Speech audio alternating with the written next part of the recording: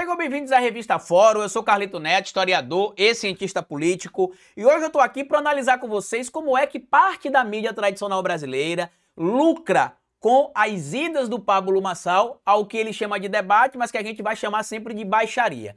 Agora, por exemplo, fui ler um material publicado em dois veículos importantes da tal mídia tradicional corporativa, onde eles abertamente violam a legislação eleitoral basicamente para beneficiar o Pablo Marçal. Para quem não está entendendo o que eu estou falando, na segunda-feira, dia 30 de setembro, às 10 da manhã, o UOL, junto com a Folha, farão um debate com os candidatos à Prefeitura de São Paulo. E, inicialmente, o veículo teria decidido convidar apenas 3 candidatos a participarem ali do debate, os 3 primeiros colocados de acordo com a pesquisa Datafolha, divulgada no dia 19 de setembro. Primeiro lugar, na pesquisa deles, o Ricardo Nunes. Segundo lugar, o Guilherme Boulos. Em terceiro lugar, o Pablo Marçal. Eles decidiram não convocar ou não convidar os demais candidatos que não estavam entre os 3 primeiros. Depois, conversando entre eles ali, eles decidiram que iriam convidar também um 4º candidato, que seria a Tabata Amaral. O grande problema, e eu preciso citar isso aqui para vocês, é que isto viola a legislação eleitoral. A Folha de São Paulo, que tem laços estreitos com o golpismo, com o bolsonarismo, com o que a gente chama de neofascismo, violou e está violando até o momento que eu estou gravando esse vídeo para vocês aqui na Revista Fórum, para beneficiar o Pablo Marçal e lucrar em cima disso. Eu já citei em várias análises aqui na Revista Fórum, inclusive tenho virado quase que um papagaio, que o Pablo Marçal não é candidato para ser prefeito de São Paulo. Isso é uma possibilidade. O principal objetivo do Pablo Marçal é promover uma recriação ou um reposicionamento da sua marca pessoal, a marca Pablo Marçal. Dentro do marketing digital, a gente chama isso de rebrand, é quando ele vai reestruturar, modificar, fazer uma releitura, relançar a sua marca. A marca do Pablo Marçal era vinculada o tempo inteiro ali a coach, a mentorias que não funcionavam. Agora ele quer vender a imagem dele como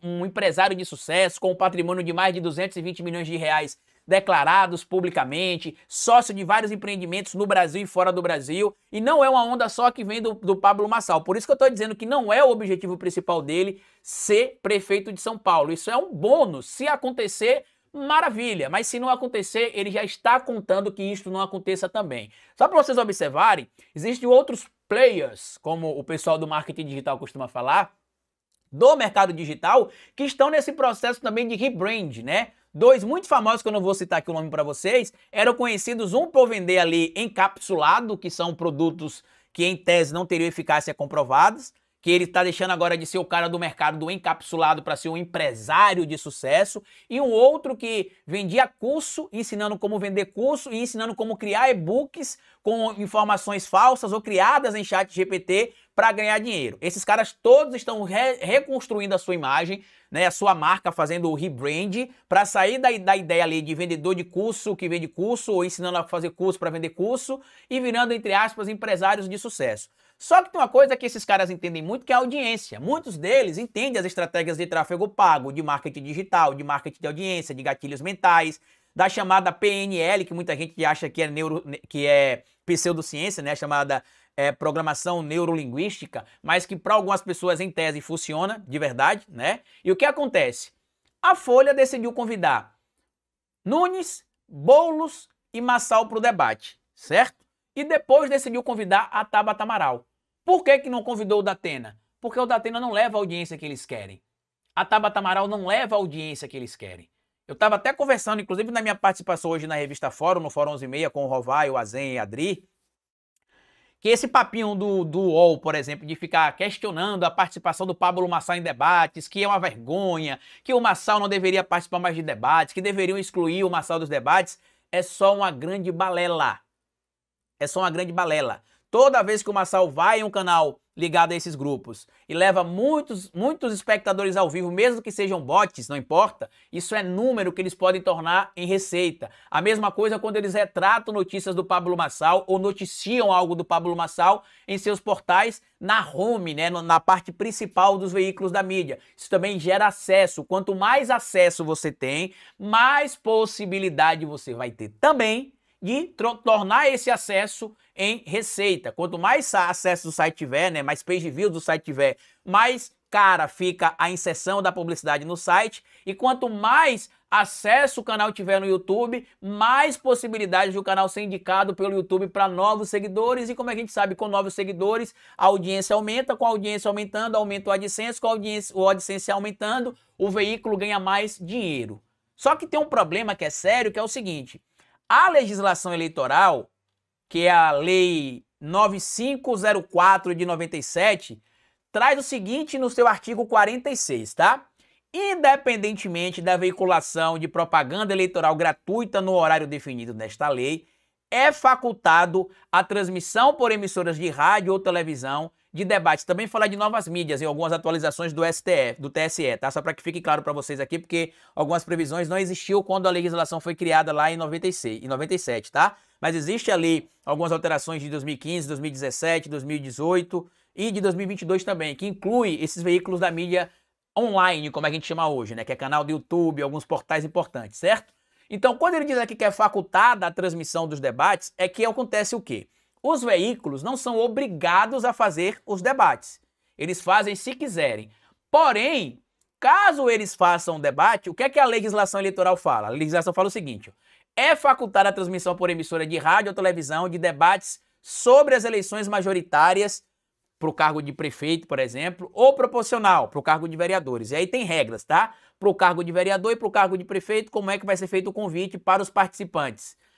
E é assegurada a participação de candidatos dos partidos com representação no Congresso Nacional de no mínimo 5 parlamentares e facultada ao dos demais, observando as regras seguintes que eles citam aqui, por exemplo. E a gente tem, por exemplo, a EC 9717, que foi aprovada em 2000, né, que é a chamada segunda mini reforma eleitoral, que eleva os números, inclusive, de representantes a cada eleição. A partir de 2018 teria de ter 9 representantes, a partir da eleição de 2022 teria de ter 11 representantes, até chegar lá em 2030, que é quando ainda terão reflexos da chamada EC 9717, que é a mini reforma eleitoral. Inclusive, recomendo a compra do meu livro falando de política sem politiquice, que a gente explica isso detalhadamente lá também, tá? Então, traduzindo de forma bem clara para vocês, os partidos que preenchem a chamada cláusula de barreira, que é o partido que tem a representação mínima necessária de deputados dentro do Congresso Nacional para ter direito a participar do debate, a participação destes candidatos é assegurada. O veículo não pode dizer que ele não irá convidar o candidato. A lei é clara, é assegurada a participação de candidatos dos partidos com representação no Congresso Nacional. Ou seja, Ricardo Nunes, Guilherme Boulos, Tabata Amaral e Datena têm de ser convidados obrigatoriamente para o debate. Os veículos de mídia não podem escolher se vão convidar um ou outro candidato que tem o direito preenchido da cláusula de barreira. Agora, no caso da Marina Helena, no caso do Pablo Marçal, que os partidos não preenchem a cláusula de barreira, o convite ele é facultado, ou seja, ele é opcional. O veículo não tem a obrigação de convidar, mas pode convidar. Porém, ao não convidar o Datena, e até o momento que eu estou gravando esse vídeo para vocês aqui, o veículo que publicou a matéria, que foi o UOL, que publicou o seguinte: o UOL e Folha ampliam o número de candidatos em debate à Prefeitura de São Paulo. E aí eles dizem aqui que inicialmente eles convidariam só os 3 primeiros colocados, mas que depois eles decidiram convidar também a Tabata Amaral. Eles não podem decidir se eles querem ou não convidar a Tabata ou Datena. Eles têm de convidar a Tabata ou Datena. Tanto que na legislação eleitoral, lá no artigo 46, parágrafo 3º, parágrafo 1º, ainda diz o seguinte: será admitida a realização de debate sem a presença de candidato de algum partido, desde que o veículo de comunicação responsável comprove havê-lo convidado com antecedência mínima de 72 horas da realização do debate. Ou seja, vai ter o debate, 72 horas antes é enviado o convite, e se ele desistir e não quiser participar, ele ou ela, aí o veículo não tem culpa. Mas ele não pode escolher quem ele vai convidar ou não, dentro daqueles que têm o direito, como a lei diz, assegurado de participar do debate. Carlito, o que pode acontecer com o UOL e com a Folha de São Paulo se fizer o debate, por exemplo, sem convidar o Datena e sem convidar, por exemplo, os candidatos demais que preenchem a cláusula de barreira? O veículo pode ter a sua situação de existência retirada do ar por 48 ou 24 horas, ou 24 ou 48 horas. Está presente também na legislação eleitoral, Lei 9504 de 97, no artigo 56, falando o seguinte: a requerimento do partido, coligação, candidato, a Justiça Eleitoral poderá determinar a suspensão por 24 e 48 horas da programação normal do veículo que deixar de cumprir as disposições desta lei. Traduzindo, meus amigos, mesmo que o UOL e a Folha de São Paulo saiam do ar no YouTube ou na internet, ou nos seus sites ali, nos seus portais, por 24 ou 48 horas, ainda compensa. A pecúnia, a multa é baixa. Se for comparar a audiência que o Marçal vai levar, a possibilidade dos assuntos que podem surgir depois do debate com a presença do Marçal, as polêmicas que o Marçal irá gerar ali e que irá ser convertida em receita para os veículos, tanto visuais quanto nos portais. Parem de imaginar que a mídia corporativa tradicional é democrática, que respeita o debate público, porque não respeitam. Basta analisar os laços históricos da Folha de São Paulo, do Grupo Globo, que vocês vão ver que eles não respeitam nem a opinião pública, tampouco respeitam a democracia. Ambos os veículos estavam de mãos dadas, abraçados com a ditadura militar brasileira e estavam ali em um relacionamento, meio que promiscuoso com o próprio bolsonarismo durante o governo de Bolsonaro. Você tinha gente dentro do veículo criticando o Bolsonaro, mas tinha gente tentando passar pano para o Bolsonaro.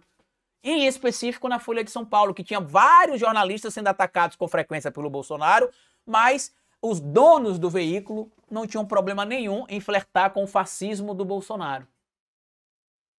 Ajudem a fortalecer veículos da mídia independente, como é o caso da revista Fórum, como é o caso do meu canal no YouTube, como é o caso do canal de várias pessoas que estão aqui na internet, trazendo análises sérias, corretas e coerentes, tá?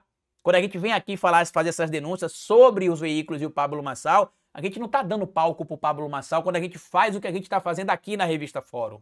A gente está expondo a hipocrisia desses veículos que lucram com a desgraça que o Pablo Marçal tem feito parecer os debates, e depois vão lá para os programas dizer que é um absurdo, que não deveriam convidar o Pablo Marçal. Essa semana, por exemplo, na entrevista que o Carlos Tramontina deu para o UOL, no canal do UOL, o Carlos Tramontina foi o mediador do debate do Flow, que acabou expulsando o Pablo Marçal do debate. Ele foi questionado pelos seus colegas jornalistas o que é que ele achava sobre o convite ao Pablo Marçal, se deveria continuar acontecendo o convite ao Pablo Marçal ou não para que ele participasse dos debates. E ele acabou dizendo ali que deveria seguir a legislação eleitoral, ou seja, se na legislação eleitoral não tem dizendo que o Pablo Marçal deve ser convidado, que ele não seja convidado. Mas vocês viram o UOL dando repercussão a isso como deveria? Não, porque para eles não é interessante não convidar o Pablo Marçal. Se vocês observaram, eu já falei sobre isso aqui na revista Fórum também, algumas semanas atrás, quando eu vim aqui também criticar o posicionamento do jornalismo corporativo tradicional, que tem normalizado as bizarrices que são